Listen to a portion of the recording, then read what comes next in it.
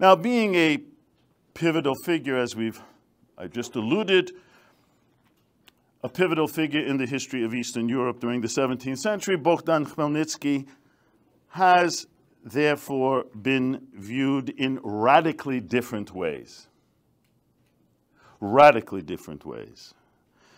That depends on which national group and which national historic tradition a given writer comes from.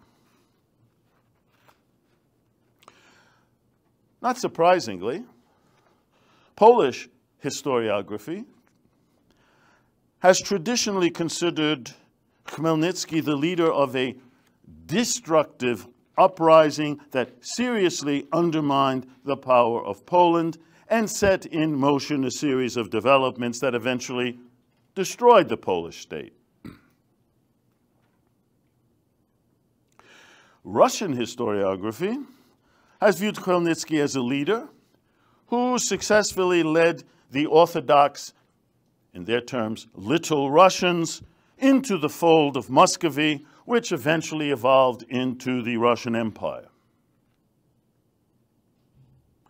Many Ukrainian writers consider Khmelnytsky a great leader who successfully restored the idea of quote-unquote national independence, which allegedly had lain dormant since Kievan times and now is renewed under Khmelnytsky. There are a few or some exceptions to this positive view. For instance, Ukraine's national bard, the 19th century poet Taras Shevchenko, had this to say.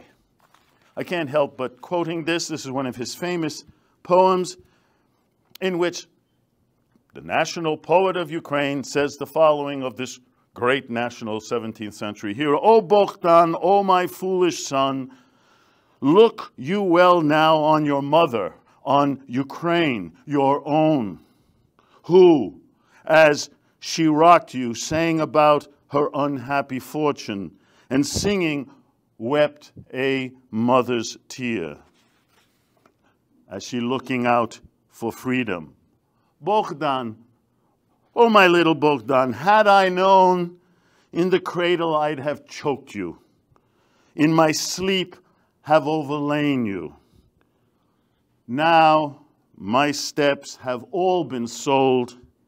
My brother, the Dnieper, now runs dry and is deserting me, and my dear graves, the Muscovite, is plundering utterly. Now, while it is true that also, like Shevchenko, maybe not in such extreme terms, he is, after all, a poet, probably gets the message. Some Ukrainian historians also may criticize Khmelnytsky for his socio-political and diplomatic policies, especially his decision to submit to Muscovy. But all of them nonetheless agree that his rule certainly did mark a crucial turning point in the history of Ukraine.